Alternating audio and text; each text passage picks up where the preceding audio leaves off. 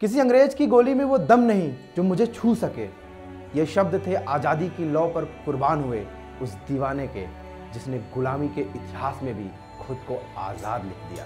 आज महान क्रांतिकारी शहीद चंद्रशेखर आज़ाद की पुण्यतिथि है।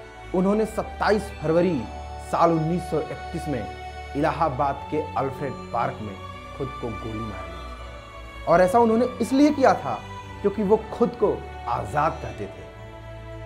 अंग्रेज अगर उन्हें पकड़ लेते तो वो गुलाम कहलाते, और उन्हें ये मंजूर नहीं था कि उन्हें गुलाम कहा जाए। उन्होंने कसम खा रखी थी कि कभी अंग्रेजों की पकड़ में नहीं आएंगे और उनके गुलाम नहीं कहलाएंगे। 23 जुलाई 1906 को मध्य प्रदेश के झाबुआ जिले में भावरा नामक जगह पर उनका जन्म हुआ। वो बचपन से ही बहुत निडर और हिम्मत वाले थे। उनका निशाना बचपन से ही गजब का था।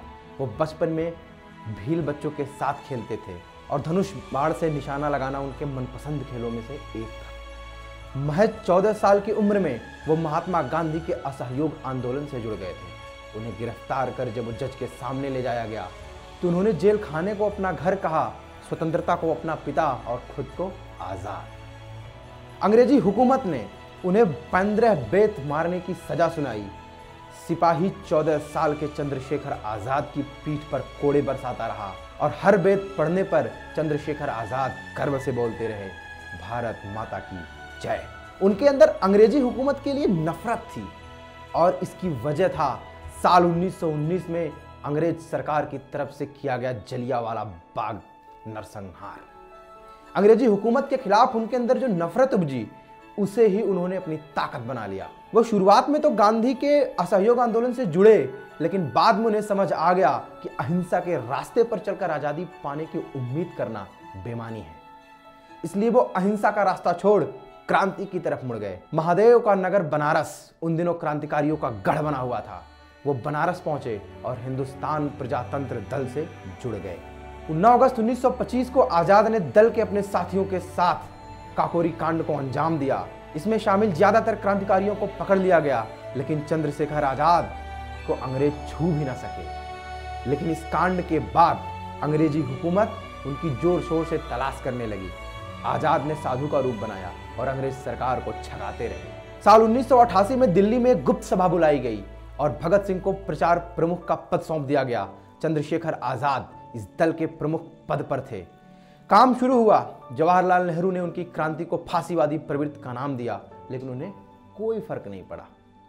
भगत सिंह जब बहुत आक्रामक हुए और उन्होंने असेंबली में बम फेंक दिया, वायसराय की गाड़ी पर बम फेंक दिया, तो चंद्रशेखर आजाद उनसे नाराज भी हुए।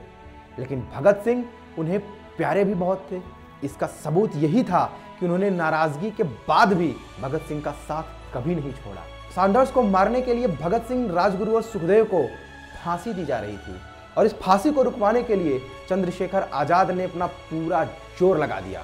जब महात्मा गांधी ने भगत सिंह की फांसी को रुकवाने से साफ शब्दों में मना किया तो आजाद जवाहरलाल नेहरू से मिलने उनके घर गए। ऐसा बताया जाता है कि फांसी को रुकवाने के लिए उनकी नेहरू के साथ बहस भी हो गई थी। वो गुस्से से भरे हुए अल्फ्रेड पार्क में जा बैठे, तभी एसएसपी नाथ बाबर ने भारी पुलिस बल के साथ उन्हें घेर लिया। चंद्रशेखर आजाद और अंग्रेजी पुलिस के बीच जमकर गोलीबारी हुई। उनके पास जब आखिरी गोली बची और उन्हें लगा कि अब पुलिस उन्हें गिरफ्तार कर लेगी, तो उन्होंने उस गोली का इस्तेमाल खुद पर किया और बहादुरी की एक अलग मिसाल बन गए। पुलिस अचानक वहां कैसे पहुंची नहीं पता। पुलिस को उनके वहां होने की खबर किसने दी नहीं पता। हमें पता है तो बस इतना कि उनके बलिदान की खबर ने लोगों के दिलों और दिमाग को झकझोर कर रख दिया।